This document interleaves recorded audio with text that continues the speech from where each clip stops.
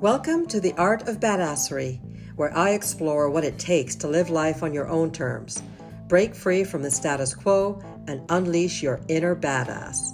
Whether you're a rebel at heart or simply seeking inspiration to step outside your comfort zone, this podcast is for you. I'm your host, Mahara Wayman, and each week I dive into the stories, insights, and strategies of those who have mastered the art of badassery and are living life to the fullest. They smile when no one is looking. You guys are going to love my guest today. I had so much fun with this podcast. I think I laughed the whole way through. Her name is Donna Meador, and she is a passionate advocate for helping women find love and recognize their self-worth in personal relationship. Her journey from personal struggles to becoming a, quote, doctor of dating is really remarkable. She's had years of intense study. She's written books, had tons of interviews. She's developed her unique S.M.A.R.T dating approach, all of which is designed to help women navigate the complexities of dating and find love where it truly belongs. Donna's work resonates closely with my own work as a badass coach, as she touches on many of the same things that I do with my clients. So join us as we explore her inspiring journey and the transformative power of S.M.A.R.T dating for women seeking love and fulfillment in their later years. You're going to love it. Welcome everyone to another episode of the Art of Badassery. I am so excited today to introduce my guest, as she is a true powerhouse of inspiration and empowerment. Donna Meador, whose last name echoes better, is a certified women's empowerment coach and holds a doctorate in dating, making her an expert in relationships and personal growth. But her journey to this remarkable point in her life was not without its challenges. Donna is a recovering widow, and it was through overcoming adversity that she found her strength and resilience. But that's not all. Donna's accomplishments are nothing short of awe-inspiring. As a 5-time internationally best-selling author, speaker, and winner of the prestigious Forbes Riley 2020 Power Couple of Excellence Award, she has repeatedly proven she's a force to be reckoned with.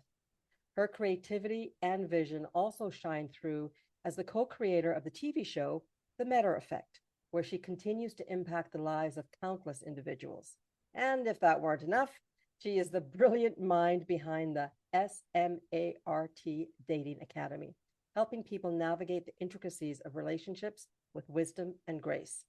Donna's roots trace back to Nutley, New Jersey, where she grew up surrounded by a close-knit community of about 100 kids on her street. Those formative years gave her a sense of blessing and shaped her journey toward greatness. While she never imagined her extraordinary path during high school, life eventually unveiled its mysteries, leading her on a journey of personal development, self-improvement, and an insatiable thirst for understanding. Her unstoppable passion for making a difference in people's lives blossomed, and today she sits before us as a beacon of inspiration. So everyone join me as we delve into the depths of Donna Meador's story, a tale of resilience, growth, and unwavering determination to impact the world positively. Donna, welcome. It's an absolute honor to have you here on my show. I think it's more of my honor. Anybody who writes a book and has the title in there or a chapter saying naughty girls don't get dinner, well, the pleasure and the honor is mine, Mahara. Thank you. It's funny when you said that. I'm like, oh, that sounds like my book. Oh, that's my story. Thank you. Thank you. So, folks, those of you that are watching are going to see, first of all, that other than she's white and I'm not, we're a lot alike. When we met about 4 weeks ago, we just broke into laughter. When Zoom opened up, when we saw each other, we're like, you're a lot like me. And there's going to be a lot of laughter today, but there's also going to be some really profound conversation because we've already touched on it before. Donna, talk to us about your obsession today and where it came from. I'm happy to talk to you about my obsession because I can't stop talking about it, Mahara. And isn't it funny how life we build it backwards? Like my obsession today is a result of my experiences that I've been through. Isn't that the case with all of us? Mm-hmm.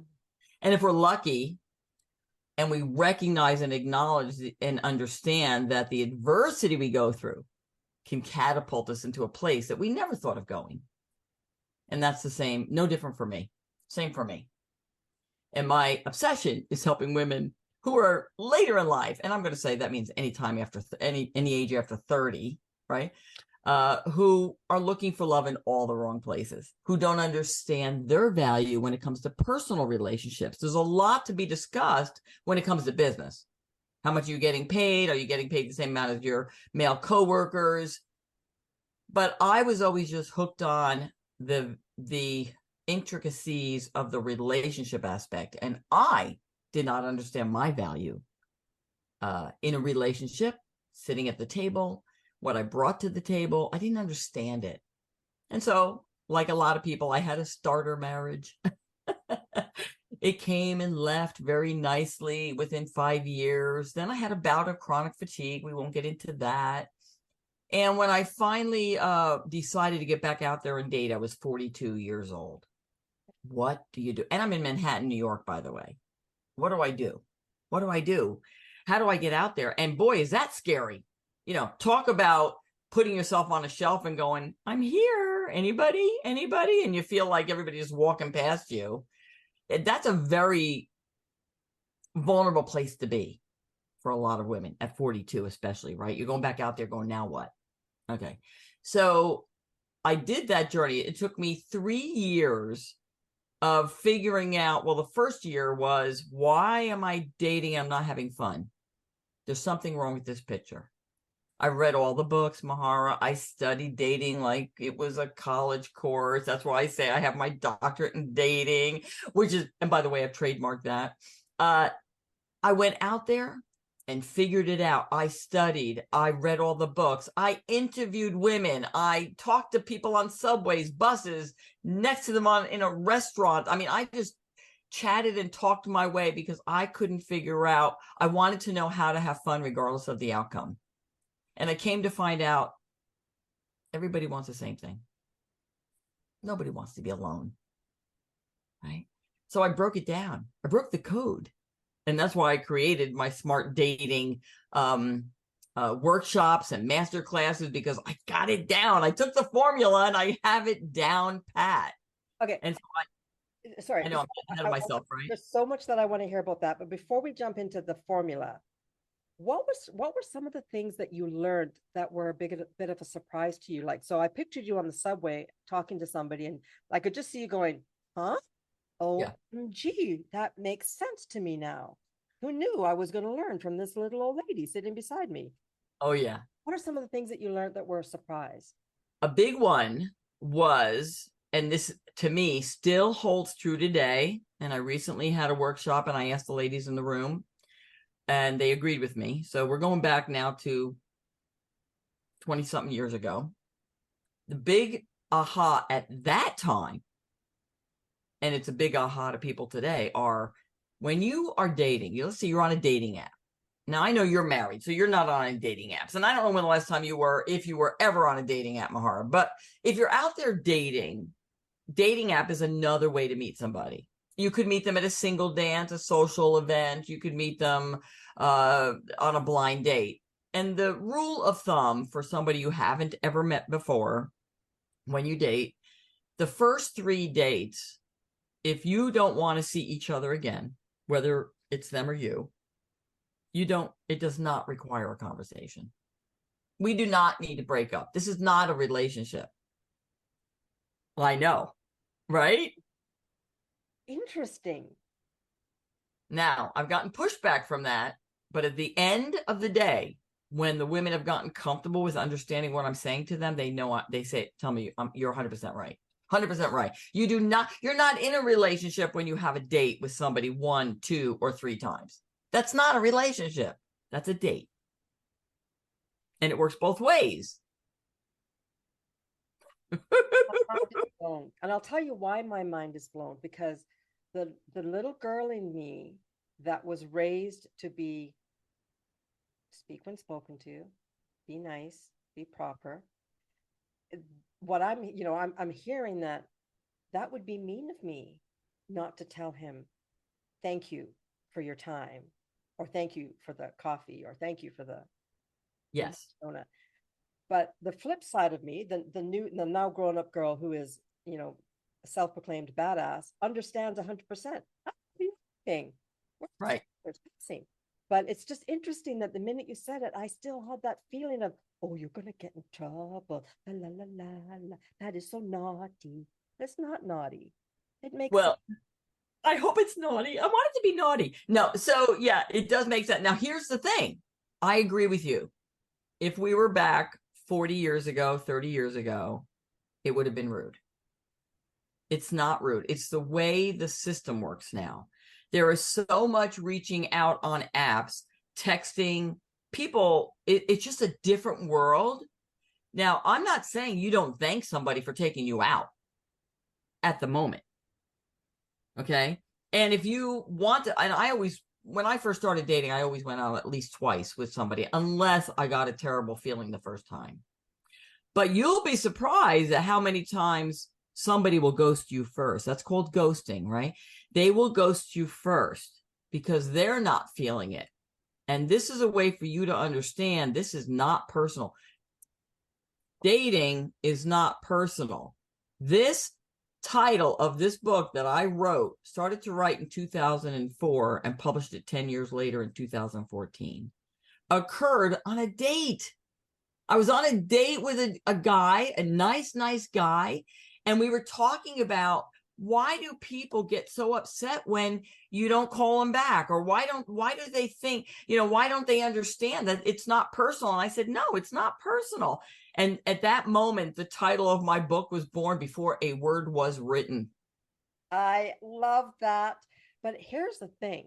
So much in life is not personal. And Correct. one of the things that I work with my clients so much about is this idea we all, myself included, take everything personally. It's about me. The reason that person across the room at this party is cross-eyed, it's all about me. I Right. pissed off in some way.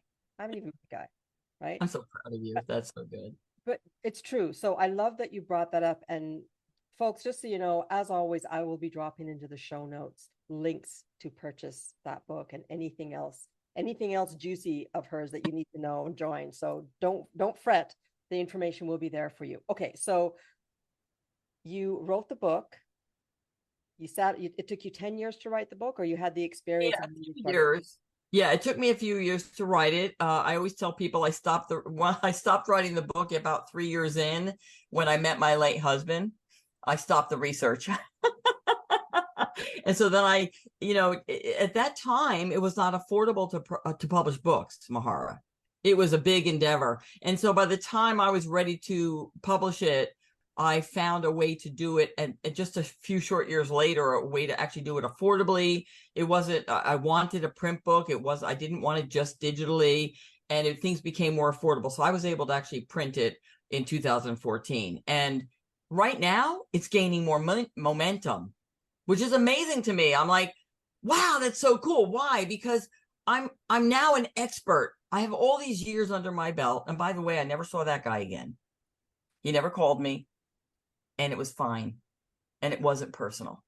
And we had a nice time that night. And I thanked him for dinner, and he paid for dinner. That's another thing that people get hung up about in our day and age. I have women who tell me, well, I don't know if I let them pay, then they're going to expect sex. Or they're going to expect something. And I say, no, it is a way to find out where a man's values are. If he's an alpha male, if that's what you're looking for, like that's the way you allow a man to step into who he is. It's just as important, Mahara. Women, and I'm sorry, we were sold a bill of goods in the 70s. Okay. And I'll tell you something right now. This is the first time I'm going to actually say this publicly. I had my last master class, my last smart dating boot camp. I came to find out that the women in the room, and I had them from 30 years old to 82. Okay. The almost unanimously, their viewpoint was, I don't necessarily need a man to take care of me, but I want a man who wants to take care of me. Listen to that. Let that sit for a second. Because what were I'm getting chills. What were we told in the 70s and 80s? We can bring home the bacon. We can fry it up in the pan. We don't need you. And full circle, X amount of years later, we're saying, but I don't want that. I want a man to want to take care of me. Wow. That is very upsetting. I know. I feel like crying. I do. But I'm so happy for the real understanding of this for women. It's one of those, it's like a fairy tale that isn't so much fun, but you can't seem to get out of it. You know, we've created this I can do, be anything desire, but there are still so many things that are blocking. So some of these things are so deep seated, they're generational. Yes. And Agreed. it's hard to even recognize them. Well, that's the first step, right? Yeah, until it slaps you in the face or until something tragic happens. Or anyway, I love that you are doing this work.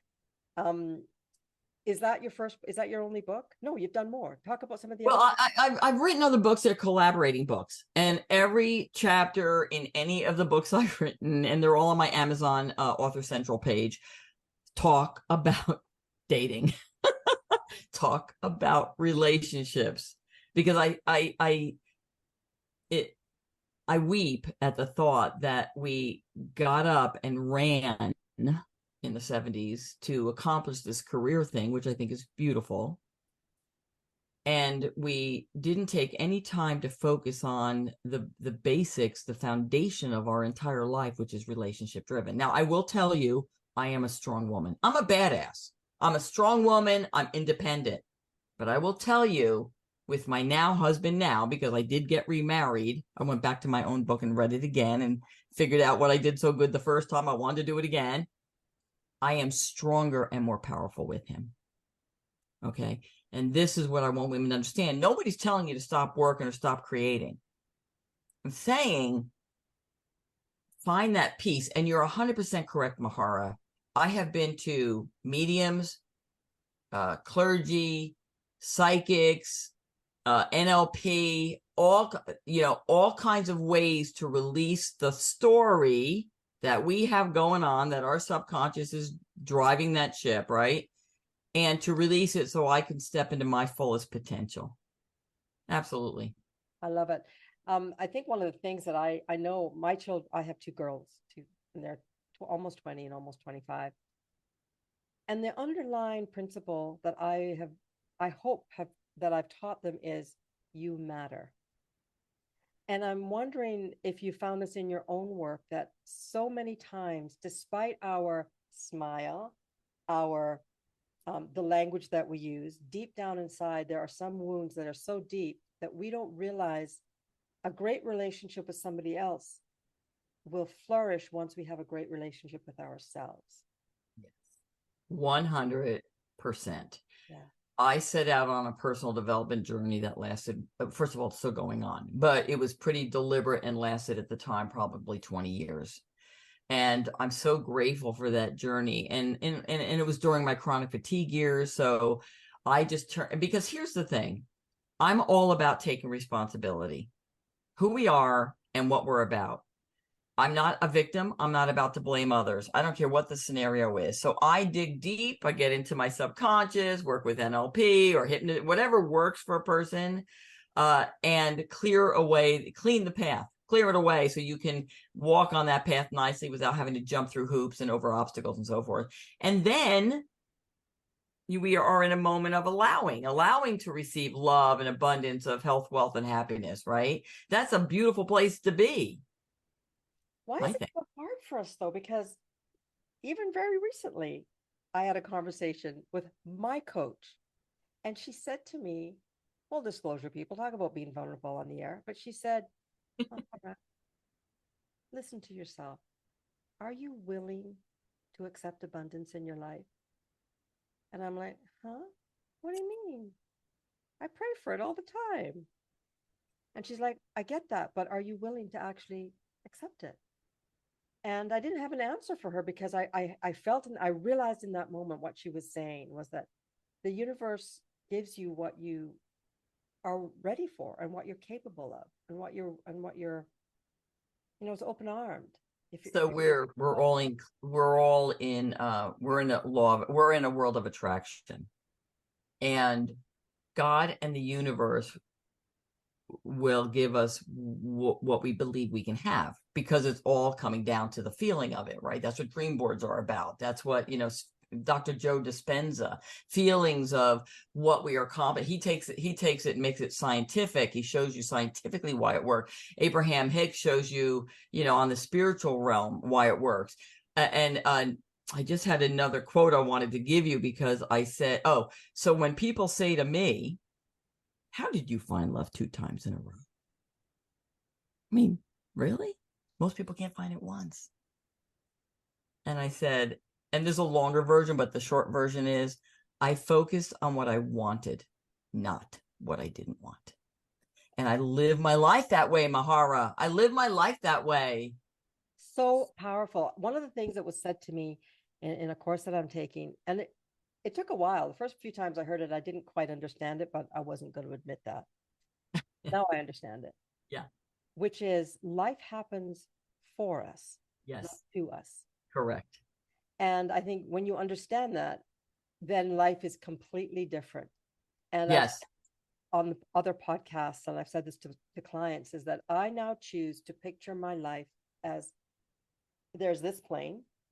I'm in a purple room. I live in Alberta, Canada. But there's another plane that's happening at the exact same time. And I'm surrounded by love and light. I'm surrounded by my ancestors, by my angels, by spirits. And they want the best for me. And they are constantly putting things in my this plane for me to see and recognize.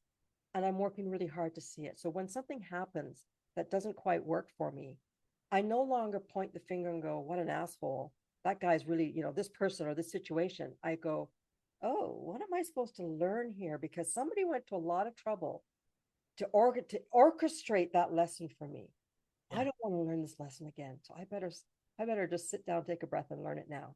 Well, and co-collaborating. I mean, there's no mistakes in life. We magnetized each other. We are collaborating here, Mahara. And when I feel like there's a little bit too much white noise around me because people are talking and things are happening, and I need to get, as soon as I feel that I'm not feeling good, even if it's off this much, because you know what will happen if an autopilot's off this much, right? If they're off a quarter of an inch, they're going in a different direction, right? So when I recognize, acknowledge, and understand that I'm off kilter for whatever reason, I take a deep breath and I go literally sit in the grass. I get my ass in the grass, my badassery in the grass, so that I can get centered and honed in again. Because I don't want to make any decisions from a place of not feeling good. I want to feel great about whatever I'm going to respond to. Okay. So yes, life happens for us all the time, every day, all day long. And it's just a matter of, are we going to acknowledge it again, going from victim mode to victory mode, right? My reality, people say to me, you better look at reality. I said, I look at the reality of love every single day. I look at the reality of appreciation every minute. That's the world I'm living in. One of the most powerful things that I learned from Gabby Bernstein was she invited us to look at our life through the lens of love. Yeah. Oh my gosh. I have been changed since that, because when I'm feeling stressed, angry, pissed, afraid, all of those things, I just take a deep breath.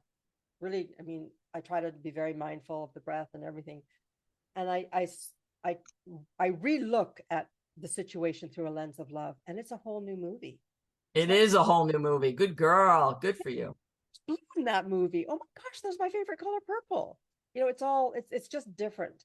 And I love that you brought in so many of these really powerful spiritual understandings and practices to the dating world. I want to go back to your smart dating. You mentioned it earlier. I was a little bit gobsmacked when you said you've got people from 30 to 82. Yeah. The 82-year-old wants to date. Yeah. I love that so much, I can't even stand it. And I feel badly that I love it, because I shouldn't be shocked by that. But 82 is is really, that's kind of towards the end of your life. Well, But you would think.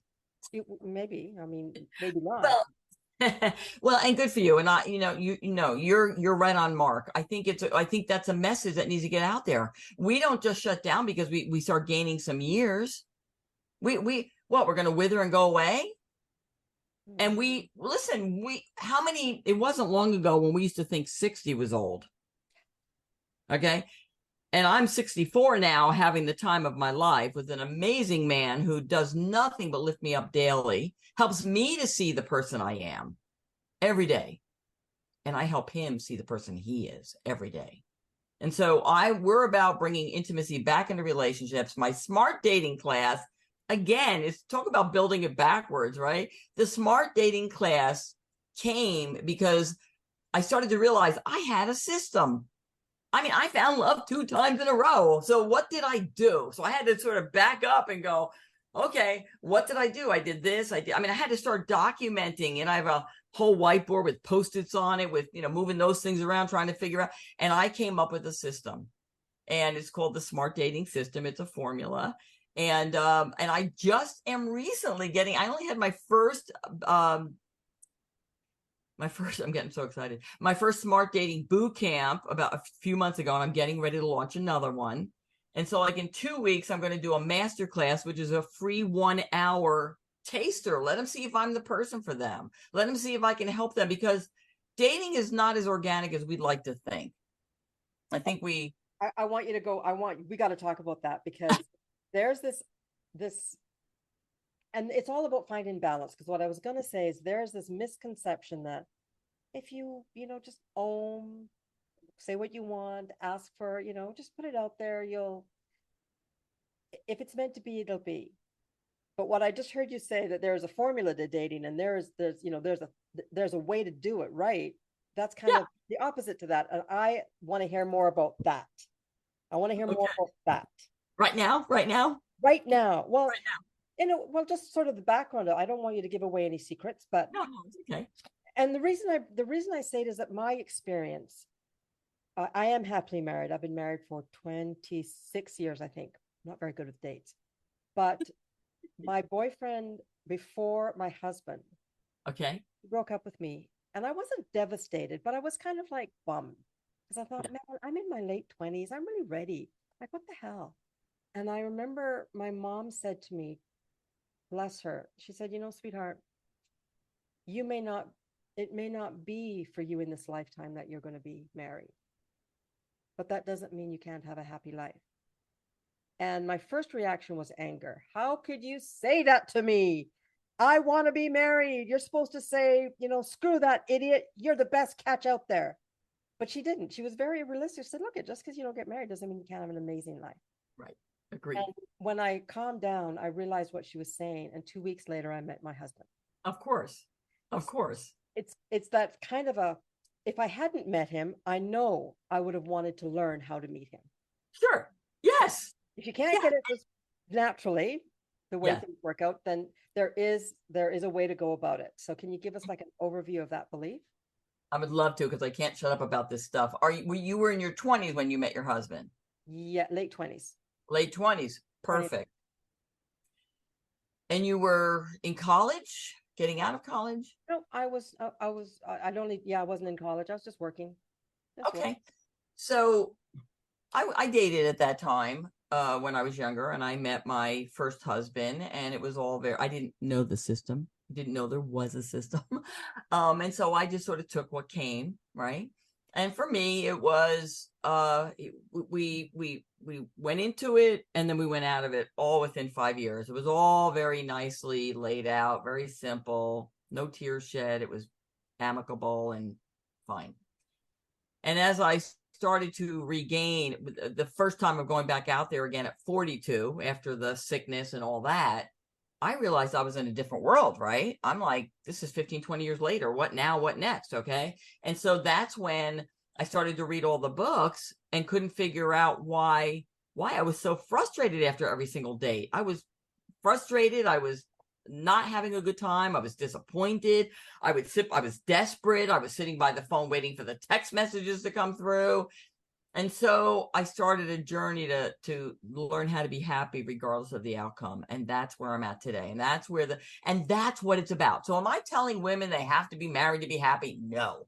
I'm saying if you're out there and you're dating and you're not having a good time, or you haven't met your special someone, or you just don't know what to do, then I'm your girl. Because I got you. I got this. It's like I got. Now, am I matchmaker? No, I'm not matching anybody up. I'm just bringing forth awareness for you to see when you're meeting somebody you really resonate with and when you're not. Get rid of the stories. And I don't have NLP qualifications, but I do refer out. I say, look, if you've got a story going on about this, and that's why you can't do that, find a way to release it. Go to so-and-so, check in with me if you want a referral. Like, I just constantly, because it's all about that. If you're not happy with yourself, how in the world can you be happy with somebody else? But the stories I hear, well, I don't want anybody to tell me what to do. I don't want anybody to take over. I don't need them to be in charge. And I'm going story, story, story, right? Because I've got more freedom and more independence and more ability to create more of what I want to create because I'm with an amazing man. I love it. So we're going to take a short break right now, but I'll be back with my guest within 60 seconds. Ladies, unlock your inner badass and transform your life with my monthly subscription workshop. For just $47 a month, you'll have exclusive access to work closely with me, Mahara Wayman, as we dive deep into all things badass, from personal development to conquering your goals. Imagine waking up every day with confidence, purpose, and a smile that radiates your newfound strength. Take advantage of this badass opportunity and join us today at www.mindfulnesswithmahara.com and start your journey toward a happier, more confident you. Smile when no one is looking. You've earned it. Thank you for sharing that. And I love that you shared that with us. What I keep hearing, not only in your world, but also in mine, personally and in professionally, is this idea of storytelling. Why, for the love of God, are we telling stories for the most part that don't work for us? That's a shitty story. Stop telling it. Yeah, no kidding. Amen. But I'm curious, so what's and okay, I do want to know about that, but I want to tie that into, have you always been this badass? Because I'm wondering if when you were in high school you realized you were badass, or if you had great dating experiences when you were younger, or a young woman as opposed to a middle-aged and I'd like to think I was badass. No, I was a Girl Scout till I was a senior in high school. I was a nerd. I didn't kiss boys until I was, near 17, 18. Authentic. Were you authentic? Because really, oh, yes. Okay, that's the thing, because I think it's our authenticity that propels us forward to make the decisions that work for us. Yes. Yes, I was very genuine. I didn't know how to be otherwise. I still don't. I can tell. Awesome. But did I know about dating? No, I didn't know about dating. Here's what I did know. I had a fabulous first two boyfriends. Amazing, really wonderful boyfriends. My first one, loved him to pieces, and I had to break up with him. Why? Because he wanted to get married, and I knew I had to go out and figure things out. I didn't see myself getting married at 18, 19, or 20. I had to sow my oats. I had to know who I was, what I was about. And then my second boyfriend was 10 years older than me, and I really loved him. We went out for a long time, but I wasn't ever thinking marriage again. See, I wasn't thinking marriage. Now here I am, 4 years with him. He's 10 years older than me, so he's thinking marriage. I wasn't thinking marriage, and so that had to be cut off when he said to me, I'm going to ask you to marry me in 6 months. I started figuring out how many more months I had to be free. That's not what you're supposed to be doing. He's a great man. I'm sure he's still a great man, but it was not for me. The timing was not right. But I will tell you, When I went out at 42 and finally figured out I didn't know what I was doing, and I was going out with these guys and I was sort of compromising with myself, I said, you know what? Stop. Let me think. Let me sit back and think. What did I love about my first two boyfriends? Let me conjure that up again. And so then I started to sift and sort inside my heart and figure out, well, I like this and that. So now I'm setting my intentions. You know what else you were studying? What comes to my mind is that um, we mirror, we attract what is in us. Yes. Attract what things that we don't like, they piss us off, and we attract things that we love. So I think it's brilliant that you had the chutzpah to go back and question, what did I love about those boyfriends? Because really what I'm hearing is, this is what I loved about myself. Oh my gosh, I was easygoing, I was open, I was honest, I was authentic, I was badass, I was kind, whatever it was. It's a great way to check in on what matters to you. And one of the first things I talk about with my clients always is, let's get clear on your values. Because so often, and I think especially in the dating world, women get caught up in other people's expectations. And I'm answering the societal values of what a woman should be, not what I think I should be, for example. Oh, beautiful. One of my biggest badass moments was, and of course the audience now knows that I've been widowed. And when I went out to date again, I read my book and I locked in on the journey. Now, I don't have to censor my words, do I here? So when I decided to get back out there, and it's a longer story and it will be in my TED talk when I do that, but my story when I get on stages is pretty interesting. And this is where the badass comes in. Okay. So I was 8 months numb. So I wasn't looking for sex. I wasn't looking for intimacy. I was dead inside after my late husband passed. And I thought everybody got that way. I come to find out that's not so, that there are people who literally need to have sex right away, like snap, snap, snap. There's actually a term for that. It's called widho, just so you know. Yeah. So that's a real term. And I was not a widho. I had no objection to being a widho, but I just wasn't. I was turned off. I was sad. I was really struggling. And so 8 months after his passing, I'm finally starting to get up and move around a little bit and get back into my world, of routine.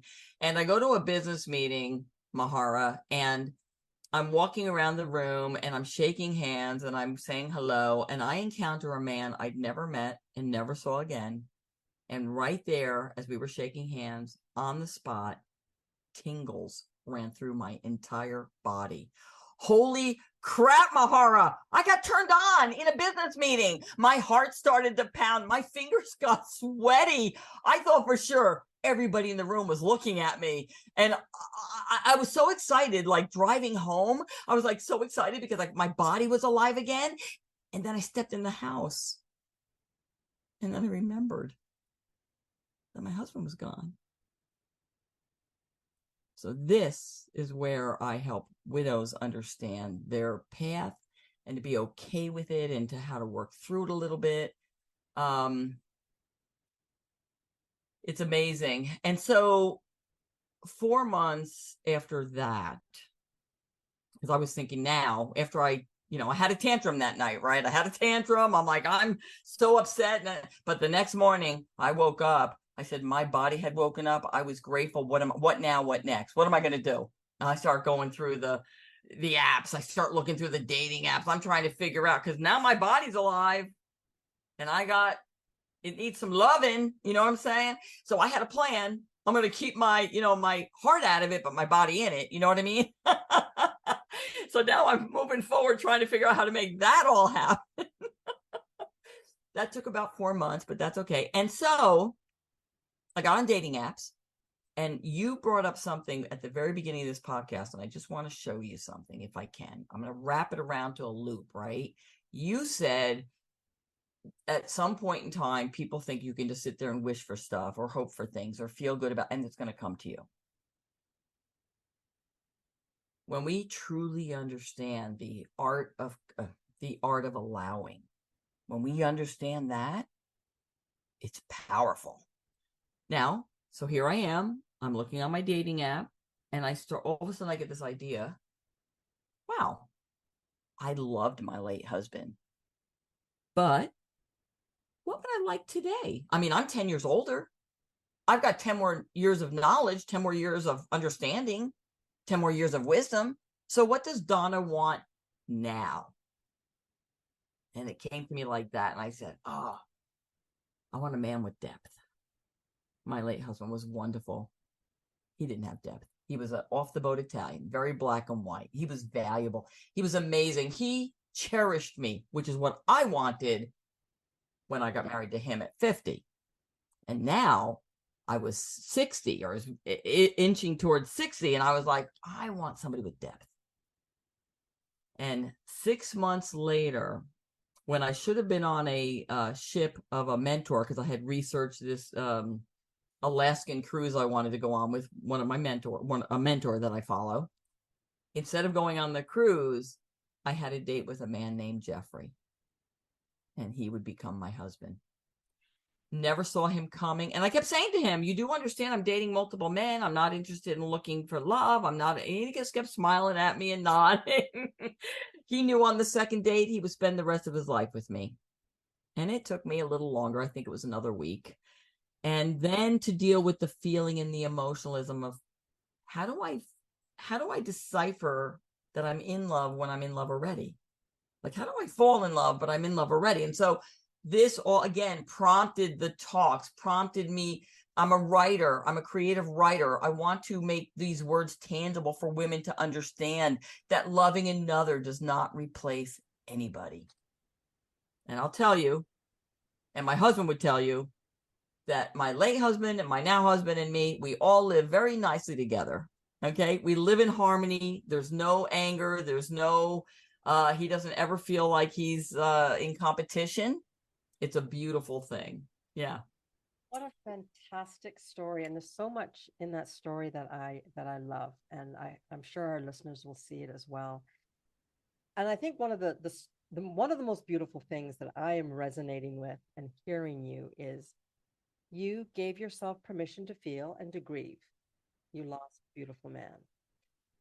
And then you paid attention when your body said, I'm ready. Body was telling you something. And, on some level, you and that man had made a pact in another lifetime. I'm going to help you navigate back to feeling whole and loved as a woman. Right. So I think it's beautiful. But this idea that time is a construct, right? There's a lot of guilt that widows may feel that I haven't grieved long enough. I haven't been alone. I haven't suffered enough. I haven't loved him enough in death to justify bringing in somebody new. And you have managed that and you've navigated that and you do it with such an effervescence of love and light and excitement. It's wonderful to listen to. But what are your clients? What are some of the things that your clients struggle with the most? Is it this idea of people will talk if I start to date too soon? People will call me a widow, which by the way, I've never heard of before. But it's there's no right or wrong, it just is. But Right. what do your clients say is one of the things that they struggle with? It's a wonderful thing. I'm in I don't just serve widows. I also serve divorcees or single women who've never been married. And I never heard of that either. And if I didn't become a widow and end up in a Facebook group of widows, I would have never heard the group. In fact, widows and widowers are called WIDs, generic term. So I would say across the board, whether they're widowed or not, their biggest ahas are coming from the realization that they do have a story going on. Like that, because I say to them, why do you think you're not dating? What is that about? Why do you think you're not? Why aren't you dating? Right? Why are you here with me today? And then what I hear, and then through the process of the boot camp or the course, is that they have a story going on, and then I help them diminish the story to help them see it a little differently. I'm not an NLP expert. Are you? I forgot, Mahar. Are you certified in NLP? I'm not a certified NLP. I'm certified in the Mastery Method coach. So I help my clients through somatic, emotional, mental, behavioral, and a whole other thing, bunch of things, but Okay. not NLP. Okay, and a lot of helping people readjust their stories, right? I mean, that's real. Isn't that the case for you too? I mean, your people, it's because they have a story going on. And by the way, Dr. Joe Dispenza says 50% of the story we tell ourselves isn't even accurate. Oh, I bet you it's even more than that. It's even more than that. Isn't that something? Yeah, it's terrifying actually. Yeah. What is also terrifying is that despite the fact that we all, we speak our native tongue, whether it's English or French or Spanish, whatever our natural language, native languages, so many of us don't even use the words to tell the story accurately. So the mere fact that we are using language that isn't the correct language either diminishes or exacerbates the story one way or the other. Like it breaks my heart that even I can say this, sorry, children, it breaks my heart that when I use certain words, you look at me like you don't know what that word means. Like, how do you not know the word heretofore? How do you not know that word? I grew up knowing that word. I don't know that word. They're like, because we don't read those crappy books, Mom. And I'm like, Yeah. crappy books are classics, actually. You're right. But Kids are overrated. yeah, but you know what I mean? Like we get so used to saying I'm stressed, Yeah. I'm this, I'm that, versus I'm lonely, I'm afraid, I'm disappointed. And I would even go a step further. Why? Because my quote, cry when you need to, laugh when you can. How did I meet love 2 times in a row? By focusing on what I wanted, not what I didn't want. So I actually live a pretty literal world. In fact, my now husband's pretty good at catching me. So when I say things, I'm not going to say I'm stressed, I'm sad. I'm going to say, wow, I'm looking forward to feeling better. I'm looking, you know what? I'm going to go sit in the grass. I'm going to go put my head on that luscious pillow that I love so much because I want to shift my energy. Everything we attract is based on our energy, not what we say. That's why dream boards, people feel like they don't do anything because they're not attaching it to it emotionally and feeling it. You Yeah. see? So it's so yeah, I mean, listen, we live in a different what I'm going to say now is probably what our grandparents said when we were growing. I mean, I ain't walked 15 miles to school, now we get on Zoom calls. I had 4 Zooms in a row when I was your age. You're right. That's so good. Oh, that's so funny. Um, oh my gosh, where are we?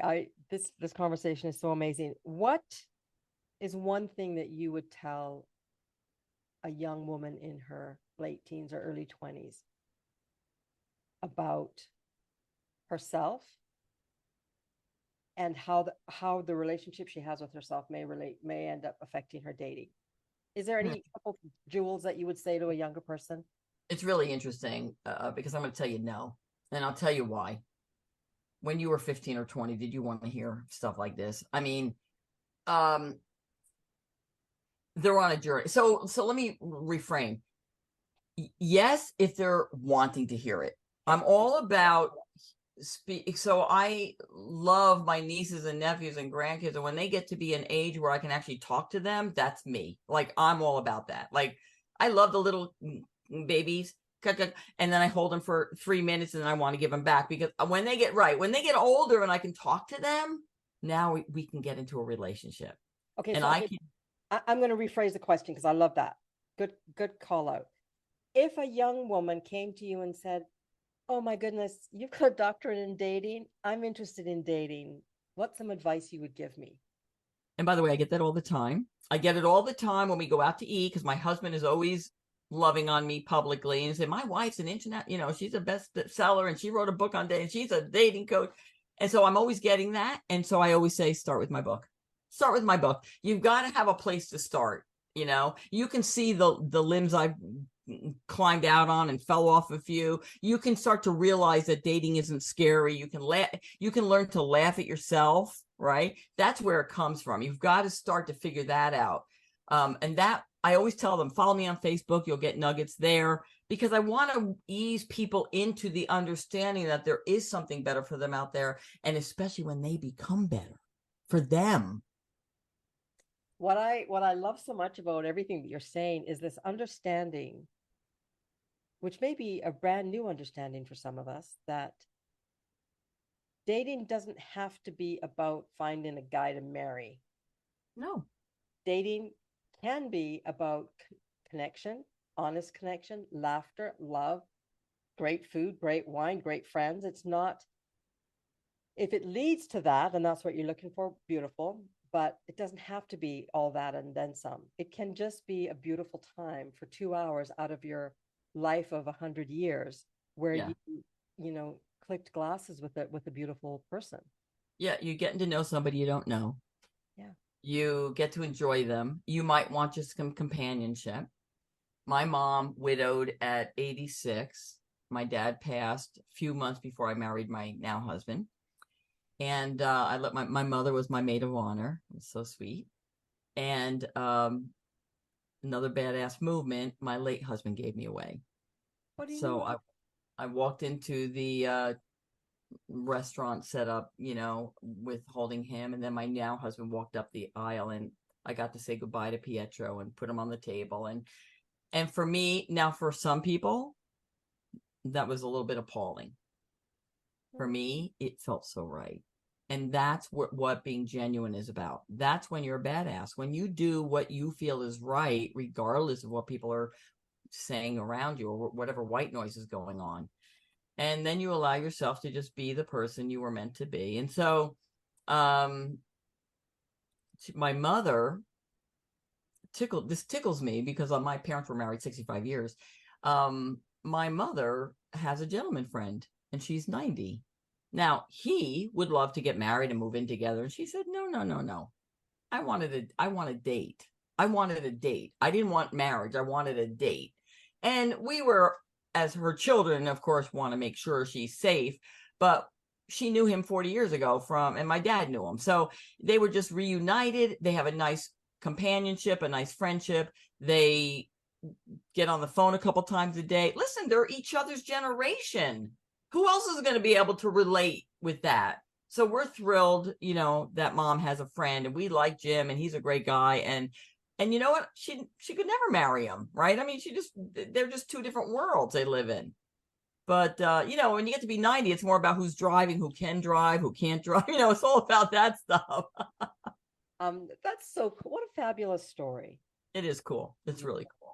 Okay, so let's do a quick recap of everything that we have touched on to see if there's more that you'd like to share with us and the listeners today. So we've talked about that you were kind of a nerd when you were younger, weren't really into dating, but you've always been very authentic. And for those of you that know me and listen to the podcast, badassery is all about being authentic, right? So, yeah, so that's number one. You married your first husband, and it was sweet until it wasn't, but then it wasn't even that bad. 5 years in, out, no tears, no fuss. You met a wonderful man, Pietro, super Italian guy. He was exactly what you needed and wanted in that moment. And he lived a full life and he left. And again, at 52, you were a widow. 42, you were divorced. At 52, you were a widow. And you decided to get back in the game. And I want to be very clear about this, you were very clear on what you wanted in a man. And to those of you that follow or are practicing manifestation, that's a necessity. You will not manifest what you're not clear on because the universe does not know what to give you. So you were very clear on what you wanted.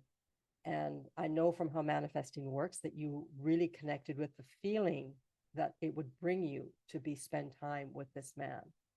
And lo and behold, 6 months later, you met him. You have written an amazing book a long time ago, but it's gaining momentum.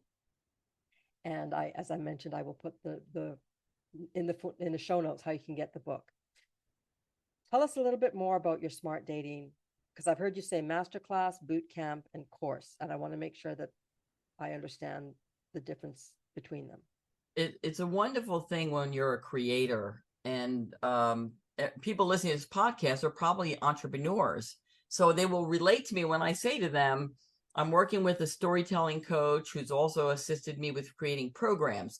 And my first program, so I did a first beta program a few months back, which was a boot camp. It was 6 days in a row, an hour and a half each day. and I had 25 people in the room. And, they did have access to recordings and so forth.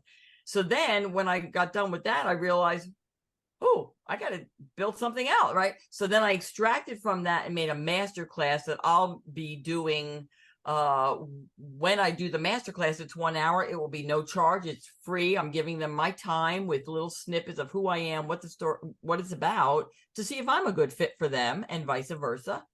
And then I went deeper on the course. So I've got this 3-part master smart dating masterclass boot camp and course, figured out how to go, because people are going to want to go deeper, and we can always go deeper. I didn't get to talk about sex and all kinds of stuff in the earlier class, right? And now they all voted they don't want to see it 6 days in a row. They'd rather see it 1 day a week for 6 weeks. So I said, okay, you want to listen to the people, right? So my avatar, my target audience are women, professional women, divorcees, widows, never been married, who are looking for love in all the wrong places, just wanting to figure out how to do it. There is a system. It's a really simple formula, but people don't think about it. We don't think about dating the way we thought about anything else we did in our life. Isn't that amazing? I mean, there's a way to ride a bicycle. There's a way to go swimming, right? There's things you have to do to stay afloat, right? Same with dating. Oh my gosh, I love it. I love it. I love it. I want one more nugget from you. I'll give you a nugget. Give me a I nugget. will give right now. I'll give jewels to the audience, because I love you, Mahara. I just think first of all, I think you're beautiful. I think you're and I'm like, look at her with that great hair and that beautiful smile and gorgeous skin. Holy mackerel. If you're not watching the video, go and watch the video, because you can see what Mahara looks like. Really, I'm not just saying that. You were striking as soon as I turned on the video. So that's really cool. I'm going to give your audience the A.B.C.s of dating. And I'm not going to go deep. I'm just going to lay it out there so they can understand. This is like a basic formula to dating. A is to allow. Allow only those who ensue to pursue. Ooh, think about that. What does that mean? Pick only from those that want to be with you. Okay, that's A. B, blindfold. When you date with your eyes closed and you're dealing with your feeling rather than your sight, you will be able to see more clearly. Yeah, that's a boom. Yep. That's how I always dated. I dated with my eyes closed. People would say to me, how could you go out with that person? Because I shut my eyes and I felt. And that's what would make the determination for me. Doesn't that feel good? Oh, that's so good. That's a big nugget. I hope you wrote that down, ladies. And C is for connect.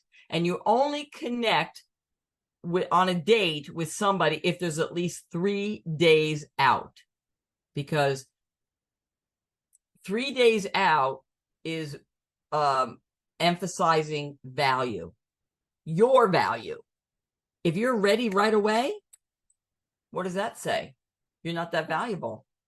You're not that valuable. You're not busy. Nobody's not with you. Nobody's with you. And so the A.B.C.s of dating right there, the allow, the blindfold, and the connect, 3 days only if it's 3 days out, are paramount to sifting and sorting so that you can recognize and magnetize your prince in a pond full of frogs. Boom. Boom. Boom. She's a writer, folks. That's beautiful. And you know what, Donna, there's so much that I loved about that I love about everything that you're saying. Beautiful energy. And we are going to do this again. Well, just so in case you didn't know that, I'm going to invite you back again. But I'm sure everyone that's listening has picked up some seed of wisdom, some pearl of wisdom. But underneath all of that, ladies and gentlemen, you deserve to be happy in your life, whether it leads to marriage or not. That's neither here nor there. But the bottom line is, give yourself permission to be yourself with joy and grace, and allow Mr. or Mrs. Perfect to come into your life, because you deserve that happiness. And please check out all of Donna's great offerings, because she knows her shit pretty clear to me. that you've been through some tough times, but you've made the decision to learn from it, and you've created some great body of work for us to learn from you as well. I can't thank you enough for joining us today. Those of you that are listening, thank you for your support. I hope you like this conversation. Let me know in DMs and comments some feedback on this episode and anything else that you've got for us. My name is Mahara Wayman, and as always, this has been the Art of Badassery. We'll see you next week.